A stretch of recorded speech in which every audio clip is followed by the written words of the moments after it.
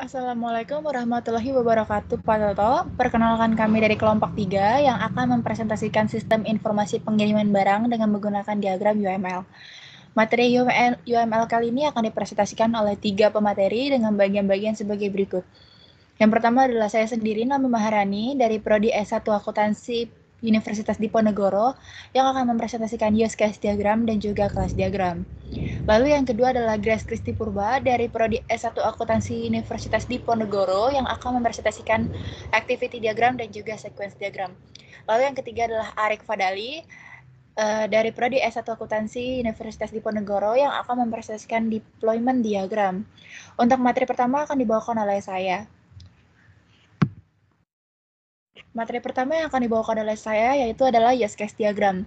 Use case diagram ini merupakan permodelan untuk kelakuan behavior sistem informasi yang akan dibuat.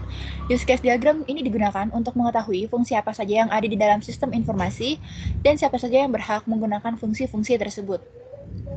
Berikut adalah use case diagram dari sistem informasi pengiriman barang.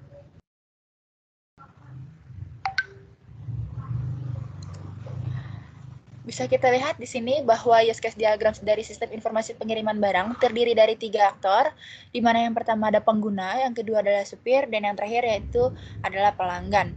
Di mana pengguna memiliki asosiasi dengan beberapa use case. Yang pertama adalah login, yang kedua adalah buat pengajuan, input data, edit data, hapus data, review data, cetak resi, cetak bukti bayar, cetak surat jalan, olah data, dan yang terakhir adalah laporan.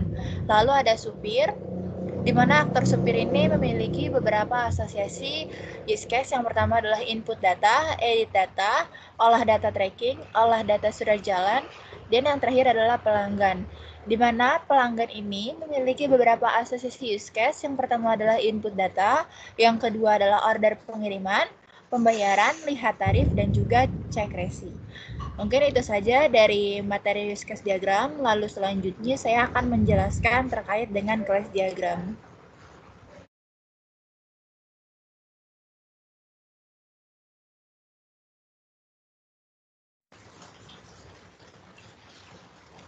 Lalu untuk selanjutnya saya akan membawakan materi kelas diagram. Kelas diagram ini adalah diagram yang digunakan untuk menampilkan beberapa kelas yang ada di dalam suatu sistem atau perangkat lunak yang sedang dikembangkan. Kelas diagram juga memberikan gambaran terkait dengan sistem atau perangkat lunak dan juga relasi-relasi yang ada. Adapun kelas diagram dari sistem informasi pengiriman barang adalah sebagai berikut. Dapat kita lihat bahwa di sini terdapat beberapa entitas. Yang pertama adalah entitas informasi, yang kedua adalah entitas pelanggan, yang ketiga adalah entitas pengguna, yang keempat entitas pengiriman, yang kelima adalah entitas supir, dan yang terakhir adalah entitas kendaraan. Di mana entitas informasi ini memiliki beberapa atribut, yaitu adalah ID informasi, judul, dan juga isi. Lalu entitas kedua adalah pelanggan yang terdiri dari beberapa atribut, yaitu adalah nomor KTP, nama pelanggan, jenis kelamin, alamat, dan juga telepon. Yang dimana entitas pelanggan ini juga memiliki beberapa operasi, di antara lainnya adalah order pengiriman, input data, pembayaran, lihat tarif, dan juga cek resi. Lalu entitas yang ketiga adalah entitas pengguna yang memiliki beberapa atribut, antara lainnya adalah ID pengguna, username, nama pengguna, dan juga hak akses.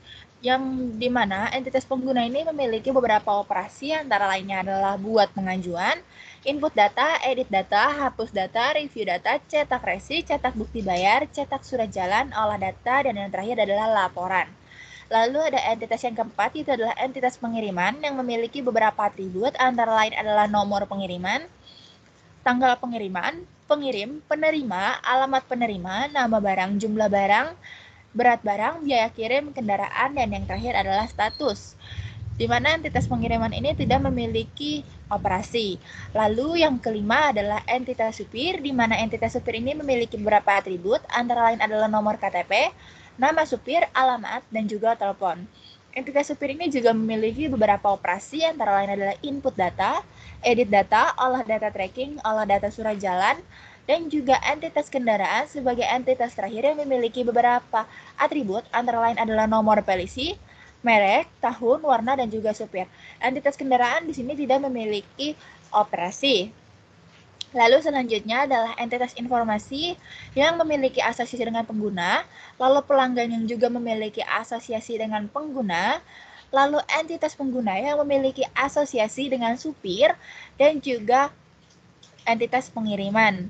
Lalu yang keempat adalah entitas pengiriman yang memiliki asosiasi dengan entitas supir dan juga entitas kendaraan. Dan juga entitas supir yang memiliki asosiasi dengan entitas kendaraan.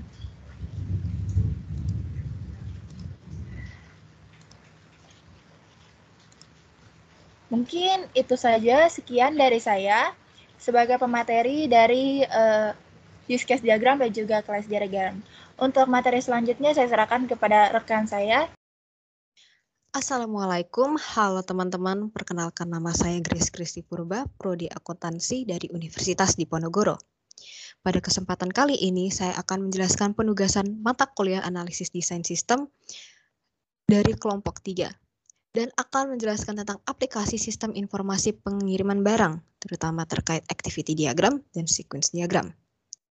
Activity diagram adalah aliran aktivitas sebuah sistem di perangkat lunak. Pada kesempatan kali ini saya akan menjelaskan activity diagram terkait transaksi pengiriman barang terlebih dahulu.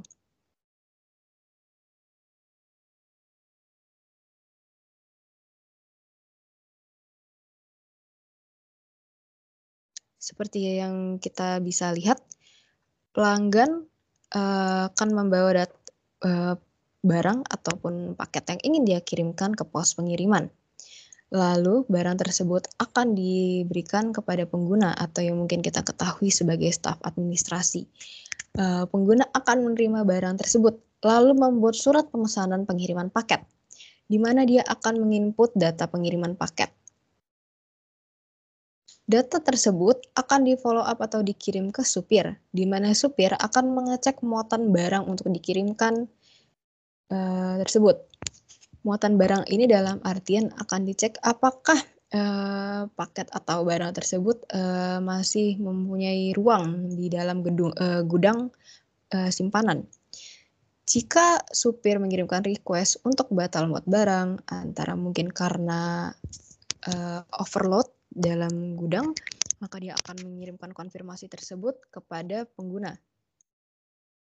Pengguna akan menerima konfirmasi tersebut lalu menyampaikannya kepada pelanggan, di mana pelanggan akan menerima konfirmasi tersebut lalu membatalkan pemesanan jasa pengiriman barang.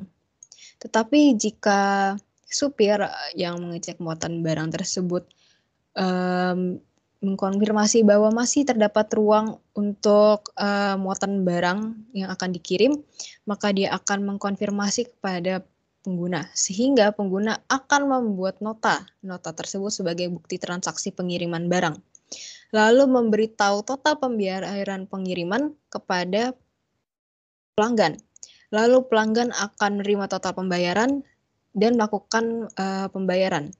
Jika pembayaran tersebut telah dilakukan, maka pengguna akan menerima pembayaran tersebut, lalu menyerahkan nota tersebut kepada pelanggan dan menerima nota, sehingga bisa kita katakan aktivitas tersebut telah selesai dalam proses transaksi pengiriman barang. Lalu activity diagram ini akan dilanjutkan terhadap pengiriman barang. Pengguna akan membuat surat jalan lalu menyerahkan surat jalan tersebut kepada supir, di mana supir akan menerima surat jalan tersebut lalu menaruh barang di antara muatan lainnya di dalam kendaraan.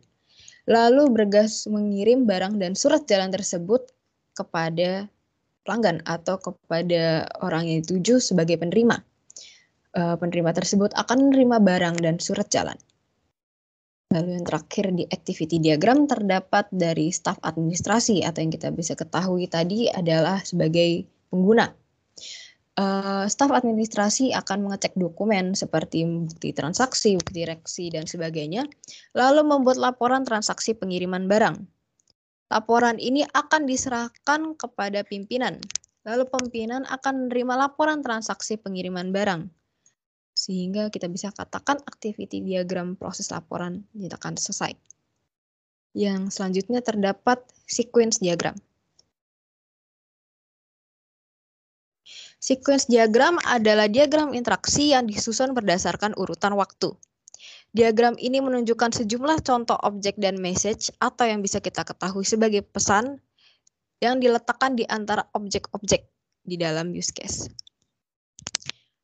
Seperti yang kita bisa lihat pada sequence ini terdapat pengguna atau yang bisa kita ketahui sebagai staf administrasi yang menggambarkan urutan yang dilakukan oleh pengguna berdasarkan kegiatan yang dilakukannya kepada pelanggan, kepada data kendaraan, lalu kepada supir. Kita bisa lihat bahwa pengguna bisa membuka menu laporan lalu membuka entry data yang telah diisi dari form-form yang telah dibuat.